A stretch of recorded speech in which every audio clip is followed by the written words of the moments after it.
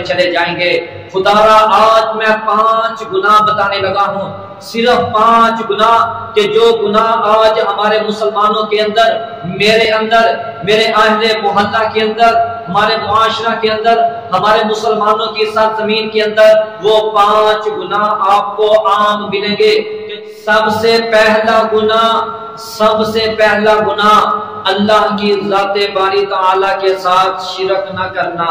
تم چاہے نمازیں پڑھو، چاہے جتنی مرضی نیکیاں کرو، جتنی مرضی عبادات کرو، جتنا مرضی مال اللہ کی راہ میں خرچ کر دو، ہمارے مسلمانوں کے اندر بڑے ایسے لوگ ہیں، لوگوں کی کیا بات، بڑے ایسے مولوی ہیں، بڑے ایسے علماء ہیں کہ جو اللہ کی ذات باری تعالیٰ کے ساتھ خود بھی شرک کرتے ہیں، اوروں کو بھی شرک کرنے کا حکم دیتے ہیں۔ اللہ کی ذات کے ساتھ کسی اور کو شریک نہیں کرنا، یعنی کہ شرک نہیں کرنا۔ اگر تمہاری زندگی میں شرک آ گیا، تمہاری تمام عبادات ضائع ہو گئی۔ اللہ نے تو قرآن پاک میں کئی جگہ فرمایا ہے کہ مشرک کے لیے اللہ کے گھر بنانا بھی جائز نہیں ہے، یعنی کہ مشرک کی کوئی عبادت اللہ کے ہاں قابل قبول نہیں ہے۔ اور دوسرا کام بدعت کہ نبی اکرم صلی اللہ علیہ وسلم کے طریقہ کو چھوڑ کر تم اپنی بات مانو، تم اپنا خود بنایا ہوا طریقہ اختیار کرو۔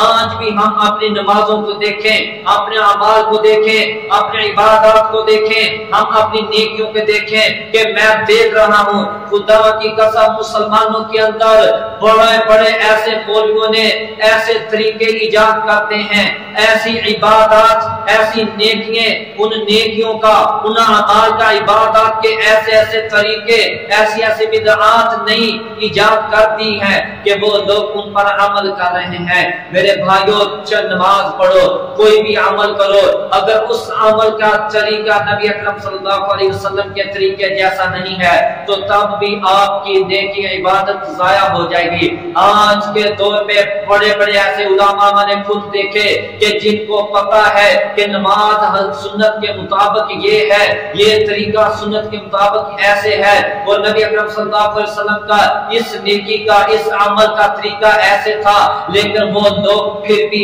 اپنی بات مانتے ہیں، اپنے حکم کو، اپنے طریقہ کو، اپنی بات کو ترجیح دیتے ہیں۔ کل روز قیامت کے دن یہ لوگ نیکیاں لے کر آئیں گے اور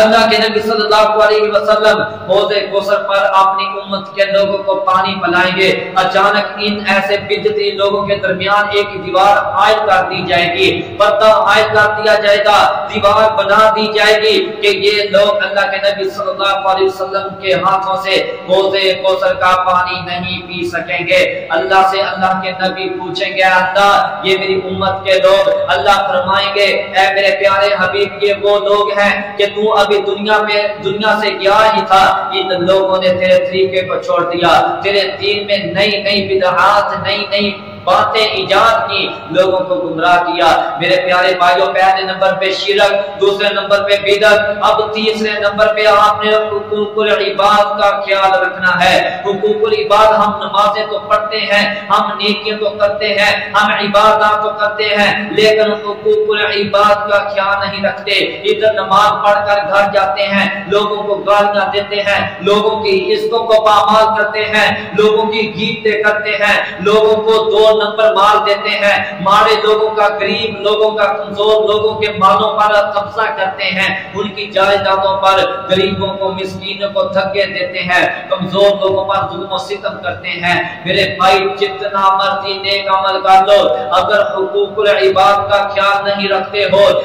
تمہارے ہاتھ سے، تمہاری زبان سے دوسرے لوگ محفوظ نہیں، اور کل تم روز قیامت کے دن آؤ گے، بڑی نیکیاں، آپ کی نیکیاں پہاڑوں کی طرح ہوں گی، لیکن آپ پھر بھی جہنم میں چلے جائیں گے، کیونکہ اللہ کے نبی صلی اللہ علیہ وسلم نے کہا تھا اے میرے صحابہ کرام تم کو پتا ہے مفلس کون ہے؟ صحابہ کرام کہنے لگے اے اللہ کے رسول جی مفلس تو وہ کہ جس کے پاس درہم نہیں، جس کے پاس سرمایہ نہیں، جس کے پاس روپیہ پیسہ نہیں، جو غریب ہے، جس کے پاس کھانے کے لیے کچھ نہیں۔ فرمایا نہیں، میری امت کا مفلس وہ ہے کہ کل روز قیامت کے دن نیکیاں لے کر آئے گا، اور وہ نیکیوں کے باوجود जहन्नम में चला जाएगा, उसकी वजह ये होगी कि उसने लोगों को सताया होगा, दुनिया में रहते हुए लोगों को तंग किया होगा, लोगों को नजायज मारा होगा, कत्ल गारत की होगी। मेरे प्यारे भाई, किसी के बारे में चुगली नहीं करना, किसी के बारे में कीमत नहीं करना, किसी पर तोहमत नहीं लगाना, किसी को नजायज मारना नहीं,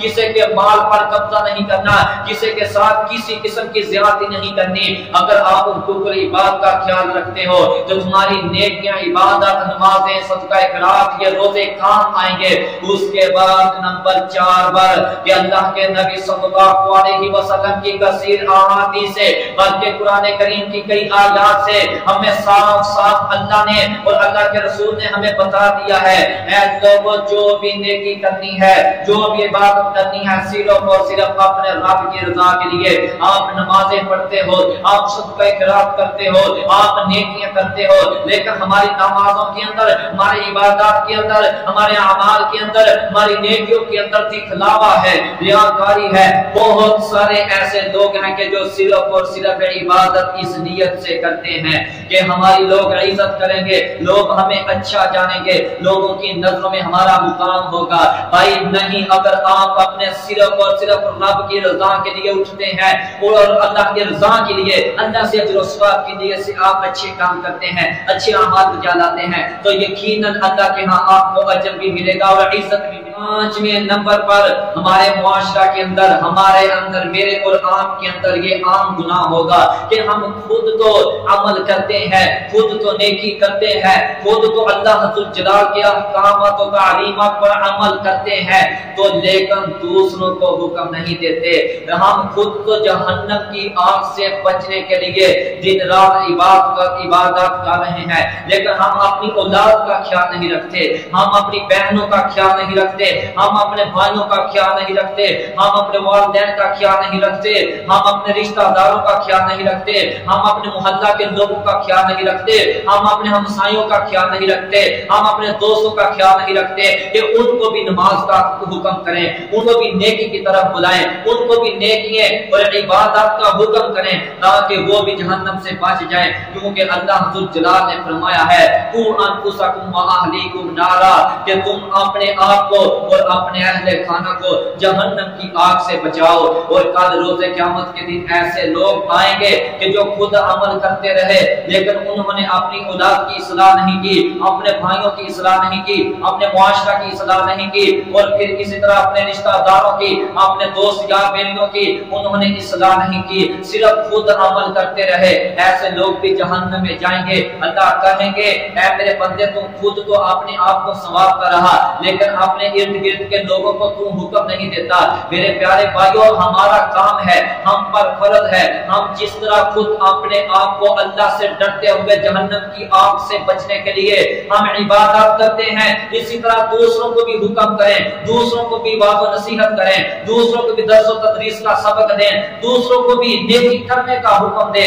हमारा काम है कि दूसरों को कह देना हम पर लाजिम है, हम पर जरूरी है, हम पर फर्ज है कि दूसरों को नेकी का हुक्म दे। आगे वो अमल करे या ना करे उसकी मर्जी, हिदायत देना तो अल्लाह के इख्तियारात में है, लेकिन आपने अपना ये फर्ज अदा कर देना है कि दूसरों को भी नमाज का हुक्म देना है, दूसरों को भी अखलाकियात, ये दीन इस्लाम की तरफ बुलाना है। ये 5 गुनाह अपने अंदर खत्म करो। और ये 5 गुनाह हमारे अंदर आम हो चुके हैं कि इन गुनाहों की वजह से हम लोग बड़े बड़े ऐसे लोग अस्तगफिरुल्लाह के जो जहन्नम में चले जाएंगे।